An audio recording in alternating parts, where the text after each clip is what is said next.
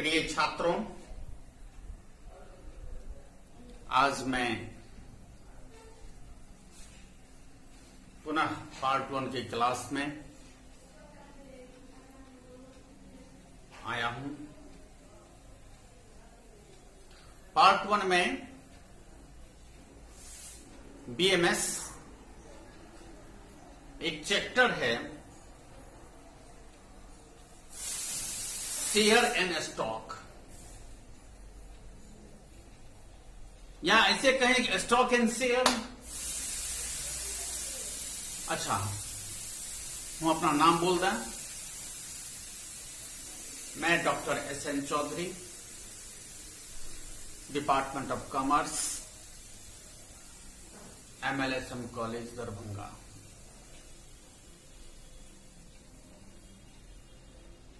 मैं आपको बता दूं, जिस चैप्टर को लेके मैं पुनः आया हूं, उस चैप्टर को ढंग से देखेंगे। आप बहुत सारे चैप्टर को पढ़े होंगे लास्ट सेशन में, कहीं बच्चे में, जो हमने बताया है, लेकिन आज जो हम बताने जा रहे हैं उसको पढ़े होंगे, लेकिन ऐसा नहीं लगता है जो आप पढ़े होंगे, नहीं भी पढ़े होंगे। इसलिए हमें इस चैप्टर पर स्टॉक एंड शेयर का लेसन हमारा है। इस चैप्टर पढ़ने से पहले हमारे पार्ट 1 के छात्रों को दोनों शब्द से परिचित हैं, यह बता देना चाहता हूं। एक है स्टॉक, इसको भी परिचित है, और शेयर से भी है। लेकिन आप जो स्टॉक और शेयर के संबंध में परिचित होंगे वो अकाउंटिंग प्रोसेस में आपने देखा होगा।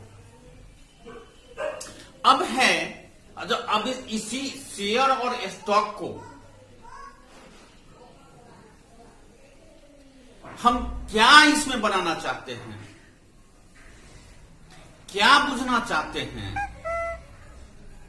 ऐसी स्थिति में हमें सबसे पहले स्टॉक के बारे में पढ़ना चाहिए और शेयर के बारे में पढ़ना चाहिए। दोनों के बारे में आप जानते हैं, अकाउंट में हर एक जगह आपको मिलता होगा, हर एक चैप्टर में मिलता है। कौन सी? तो स्टॉक, ओपनिंग स्टॉक हो या क्लोजिंग स्टॉक हो या कोई स्टॉक हो।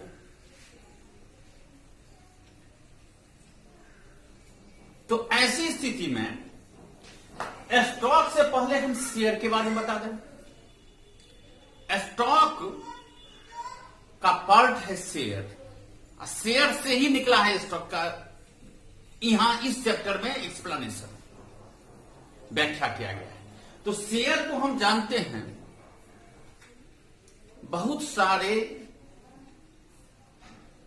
चैप्टर इस पर हम लोग क्लास में पढ़े हैं। कंपनी का एक पोर्शन है ज्वाइंट स्टॉक कंपनी, हम लोग जानते हैं। अभी यह नाम बदल गया है, इशू ऑफ शेयर लिख देता है चैप्टर का नाम, लेकिन उसका मीनिंग यही है, ज्वाइंट स्टॉक कंपनी, जो एक्ट 1956 का है। 1956 के एक्ट में हमारा ज्वाइंट स्टॉक कंपनी का एक्ट के आधार पर हम लोग चल रहे हैं, भारत के इंडियन एक्ट के मुताबिक। तो शेयर में कंपनी का शेयर लोग खरीदता है, और खरीदने के बाद वह शेयर का रकम से कंपनी व्यापार करता है, और व्यापार में जो लाभ होगा उसको डिविडेंड के रूप में लोग शेयर को देता है। यहां यह कहा गया है, हमारे स्टॉक इन मार्केट में है, हम लोग मानते हैं अभी भी स्टॉक एंड शेयर चल रहा है। तो हमारा जो फुली स्टॉक के बारे में बताइए, ये हो गया शेयर।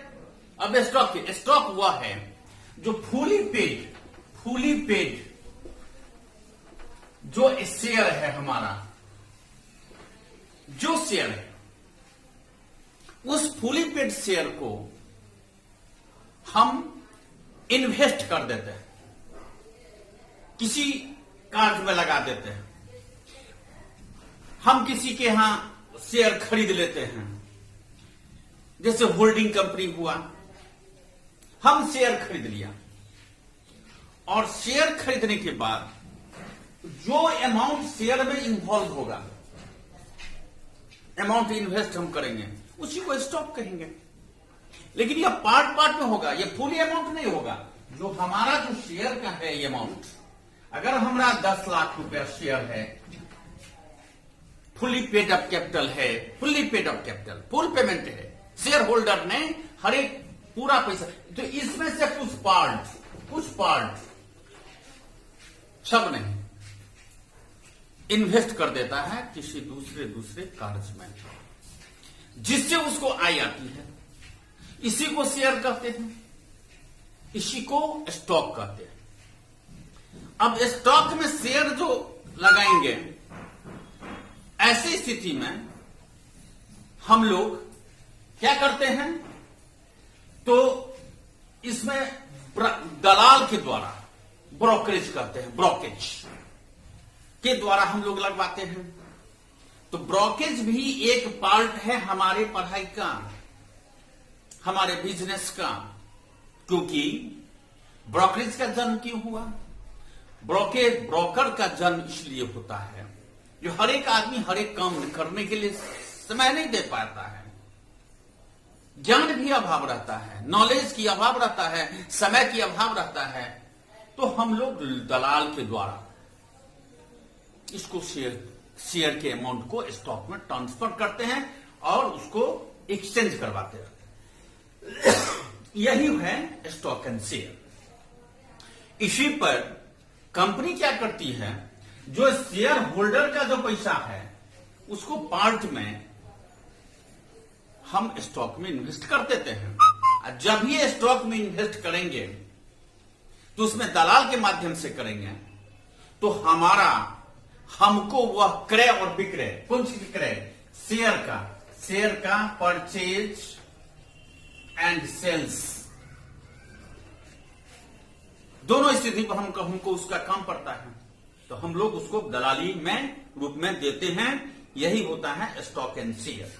अब हम इसका रूल थोड़ा लिखा देते हैं, आप लोग लिख लीजिए, अच्छा रहेगा आप लोगों के लिए।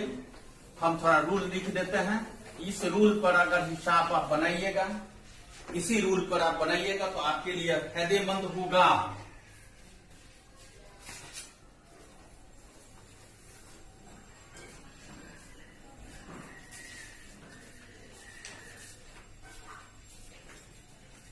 एक बात और समझा दें, जो स्टॉक और शेयर के बारे में आप जानते हैं, इस शेयर का इशू 3 रूप में होता है। Number 1 at par, number 2 at discount, number 3 at premium. इसके बारे में आप जानते होंगे, एट प्रीमियम, ये तीनों के बारे में आप जानते होंगे। इसका भी इशू, स्टॉक का भी इशू इसी रेशियो पर, इसी पर होता है। इस बात को आप ध्यान रखिएगा। अब हम रूल लिखा रहे हैं। इंपॉर्टेंट फॉर्मूला यहां हम लिख देते हैं, important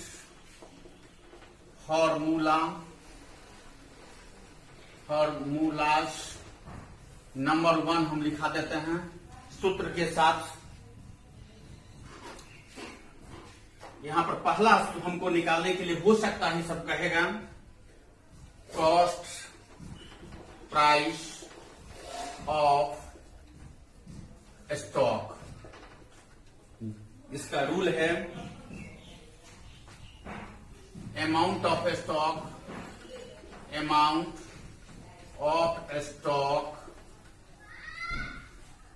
into market value by 100 यहां पर प्लस ब्रोकरेज, ब्रोकरेज भी हो जाएगा, प्लस जुड़ जाएगा।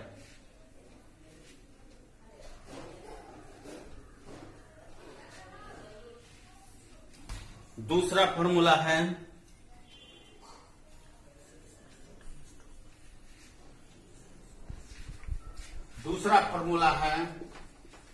Sales proceed of stock, sales proceed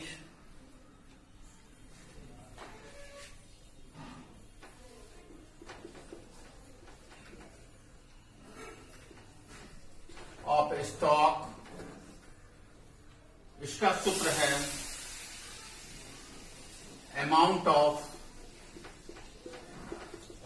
of stock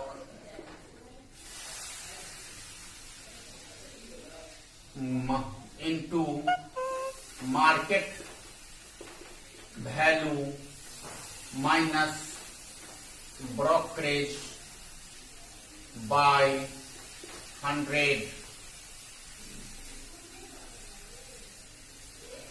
तीसरा फॉर्मूला है नंबर ऑफ शेयर्स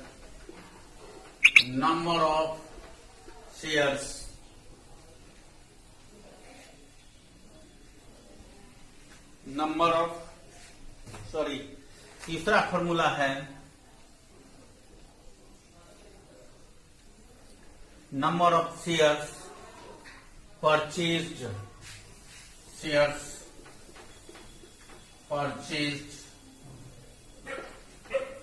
इसका रूल है number of share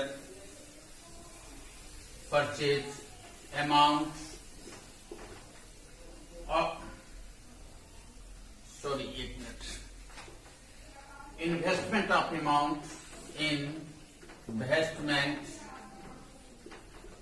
amount into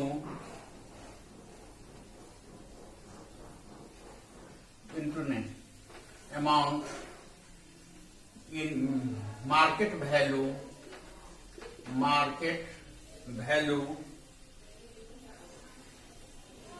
of share plus brokerage।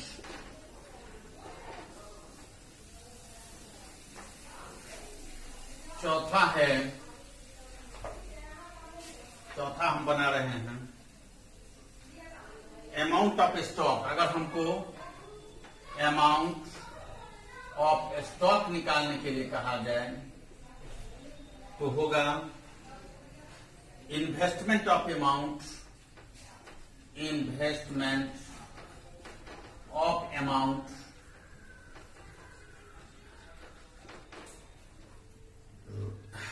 गुने 100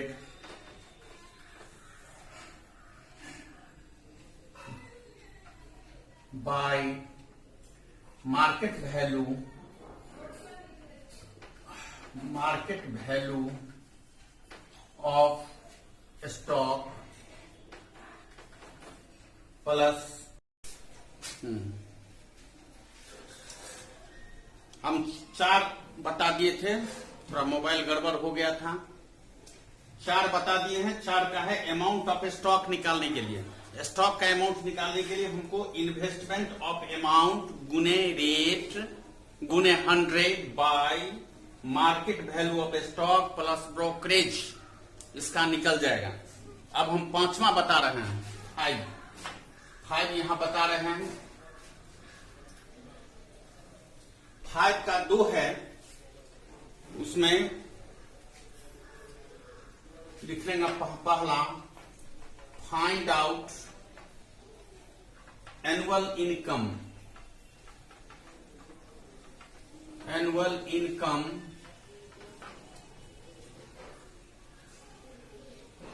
इफ, पहला है उसका if amount and rate of stock is given. अगर amount of rate of stock का गिवन दिया हुआ है तो ऐसी स्थिति में अमाउंट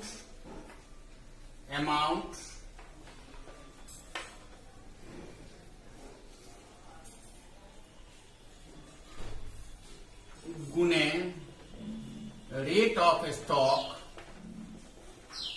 बाय 100। 5 का बी हम बनाएंगे इफ इन्वेस्टमेंट अमाउंट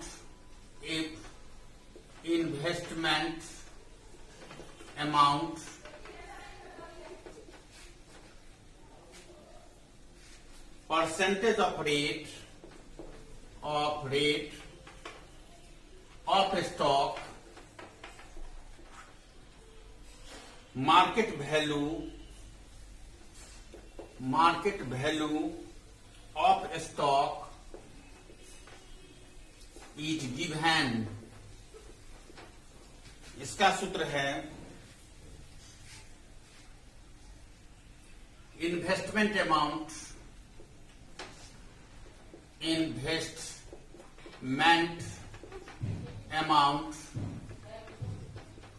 गुने rate of stock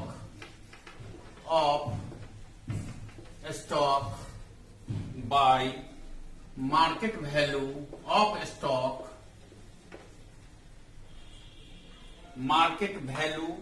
stock plus brokerage.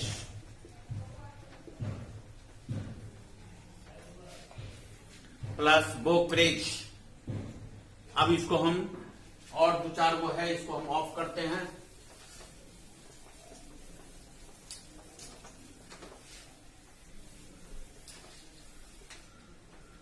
इसके बारे में 5 हो गया। अब हम छठा बता रहे हैं। यहां पर 6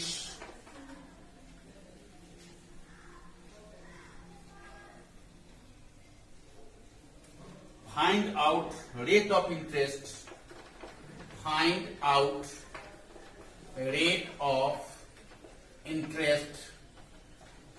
इंटरेस्ट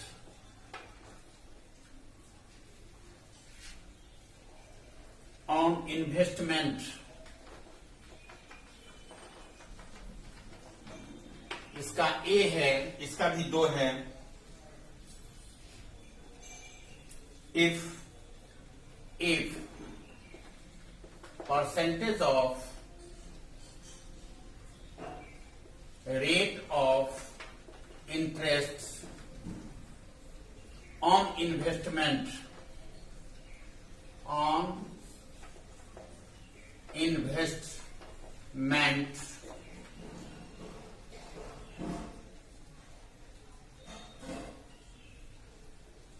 सॉरी मेरा गलत हो गया।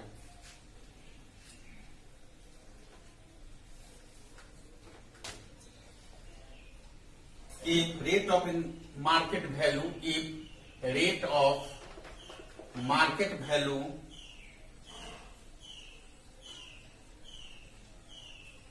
comma stock comma brokerage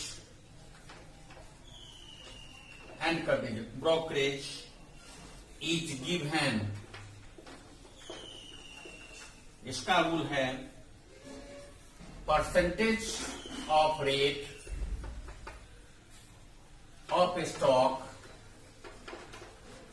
into 100 by market value of stock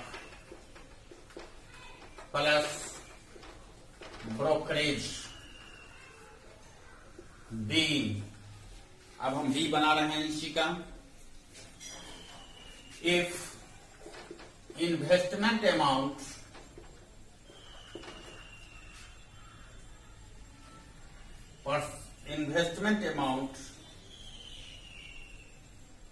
percentage rate market value of stock and brokerage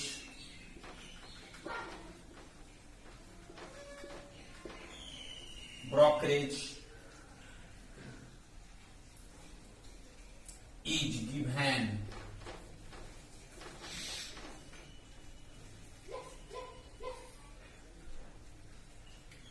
total annual income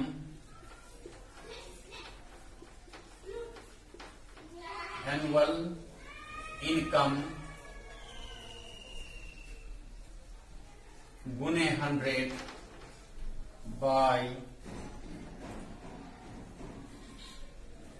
investment amount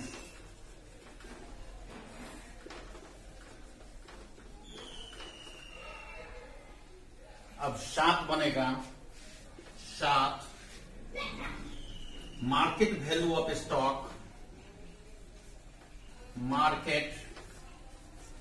value of stock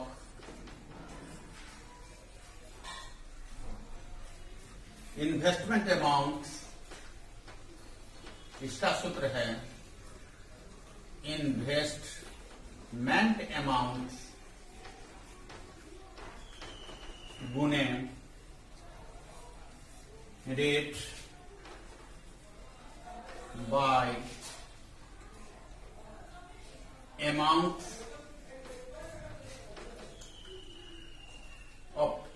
income, इसे लिखिए income amount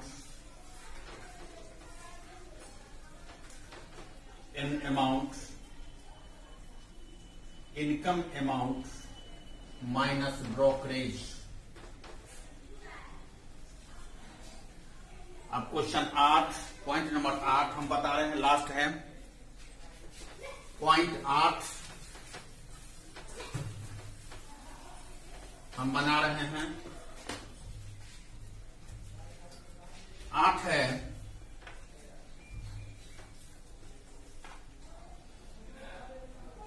investment of amount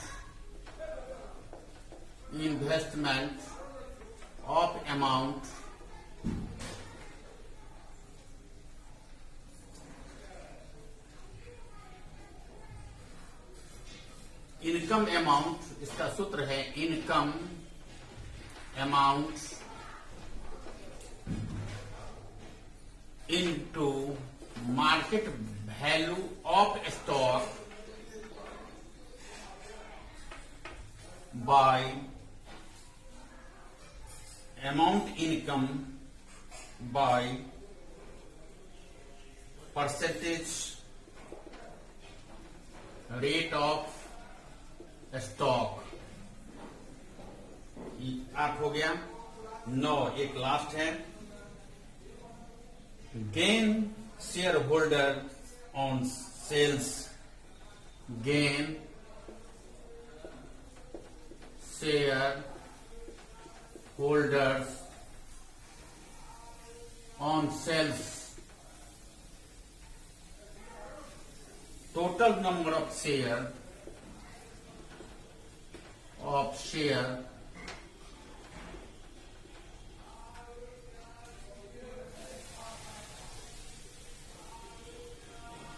इसका हो जाएगा market value minus face value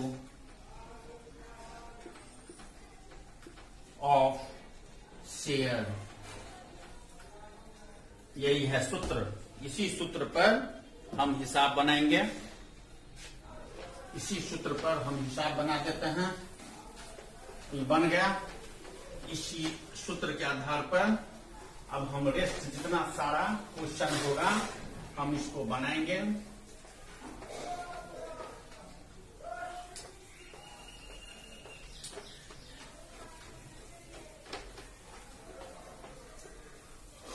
हम 2 question अभी बना देते हैं, समय बहुत हो गया है।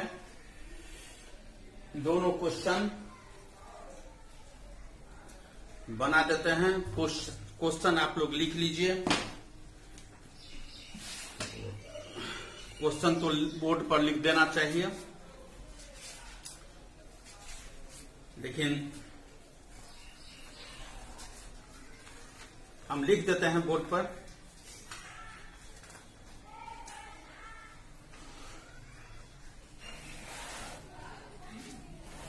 सॉरी, किताब देखते हैं।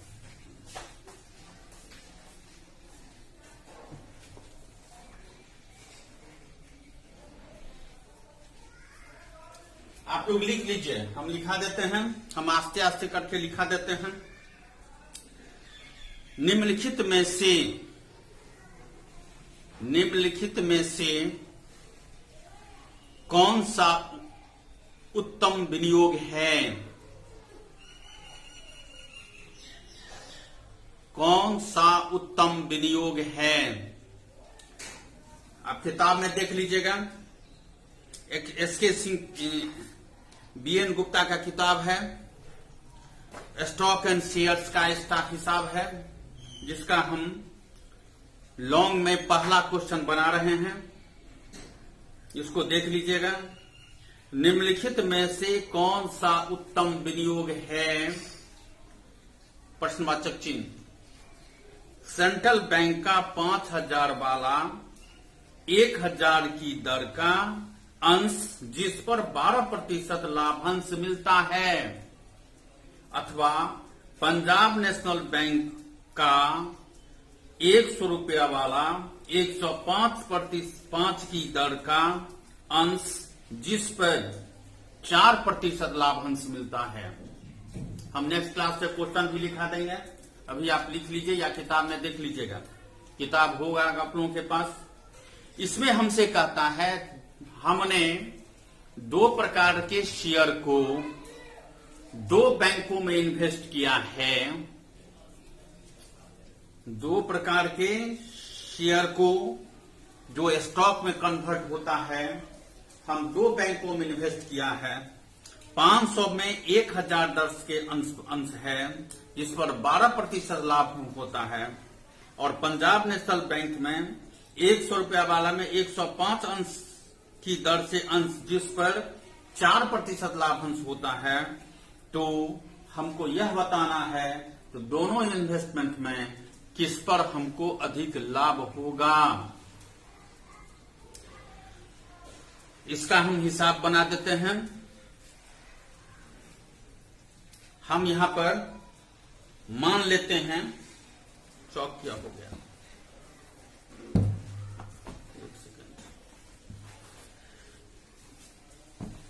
यहां पर हम मान लेते हैं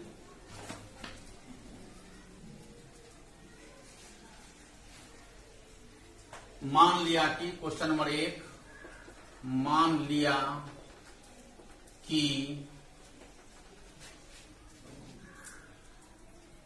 प्रत्येक दशा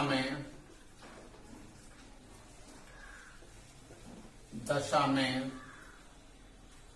विनियोग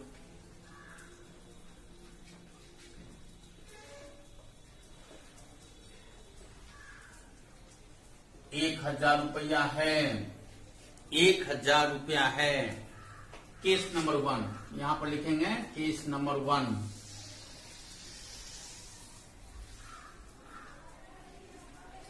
$1,000 के इन्वेस्ट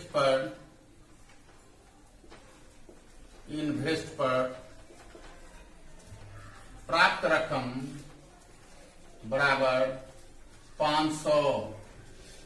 हमें 500 रुपया प्राप्त रकम होता है, जबकि डिविडेंड 12% है। ऐसी स्थिति में इस तरह के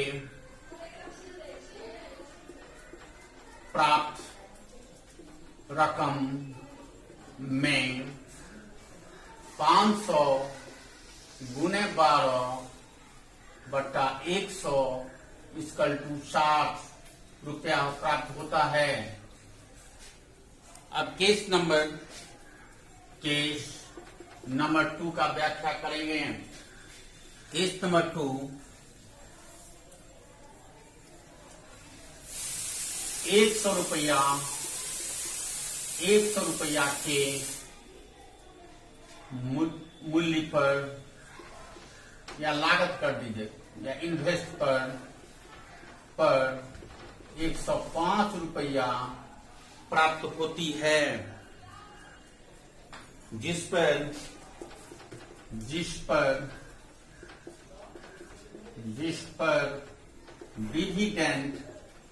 डिविडेंड 4% है।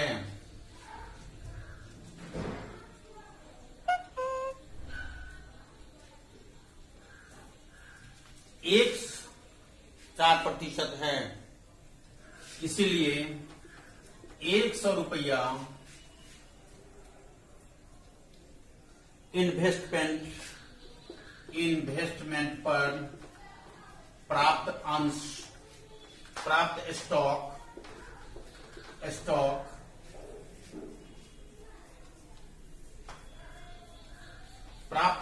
हो जाएगा 100 गुने 100 बटा 105 इक्वल टू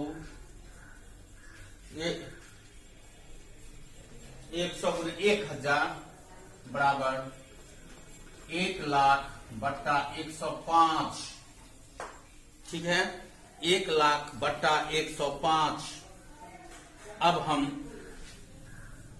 इन्वेस्टमेंट लिखेंगे, यहां पर इनकम लिखेंगे। इन्वेस्टमेंट हमारा कितना है, 100 के इन्वेस्टमेंट पर इनकम है 4%, तो 1,000 1,00,000 बटा 5 पर इनकम हो जाएगा X।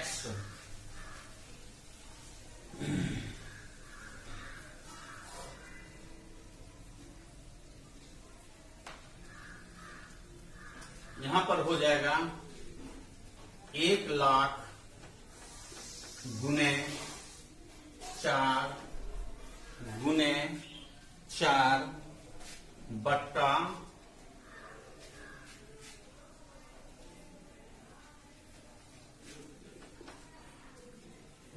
4 बट्टा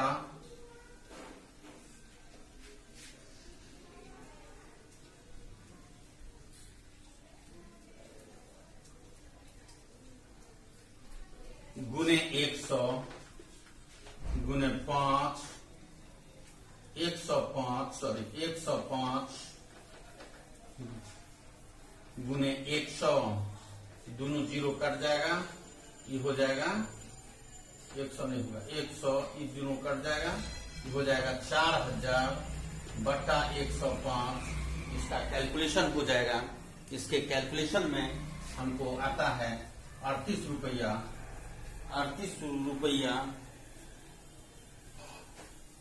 10 पैसा।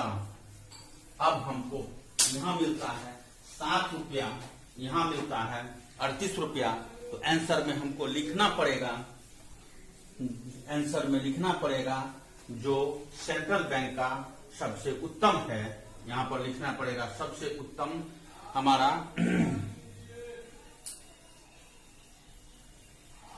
फर्स्ट जो केस है यह उत्तम है, यह हमको लिखना पड़ेगा। यही इसका आंसर हो गया। अब हम दूसरा क्वेश्चन फिर वो इसी का क्वेश्चन नंबर 2 हम बताते हैं, यह भी थोड़ा देख लें। उसके बाद इसमें कहता है इनकम, चेंज इन इनकम कहता है निकालने के लिए।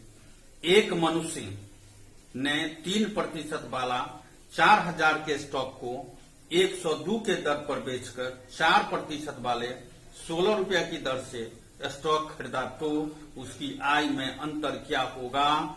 यदि बेचने के लिए 1/4 और खरीदने के लिए 2/7 दलाली देना पड़ता है। हमको यहाँ प्रश्न में कहता है एक मनुष्य 4,000 रुपया में स्टॉक को बेचता है, जिसका दर होता है जिस पर 102 में बेचता है, और फिर उस वाले दूसरे स्टॉक को खरीदता है वह 116 रुपये के दर से, जिसमें आय का अंतर क्या होगा? जबकि दोनों स्थिति में आय उसका 1/4 और 2/7 दलाली देना पड़ता है। यहाँ पर हमको 4 स्टेप में हिसाब बनाना चाहिए। हम छात्रों को हम 4 स्टेप में बना रहे हैं, इंक थोड़ा कम हो गया, हम लाल से बना देते हैं। 4 स्टेप में हिसाब हमको बनाना चाहिए। देखेंगे कैसे हम बना रहे हैं 4 स्टेप में, जरा देखेंगे। 4 स्टेप में बना रहे हैं। पहला स्टेप है स्टेप नंबर 1, 3% आय वाले 3%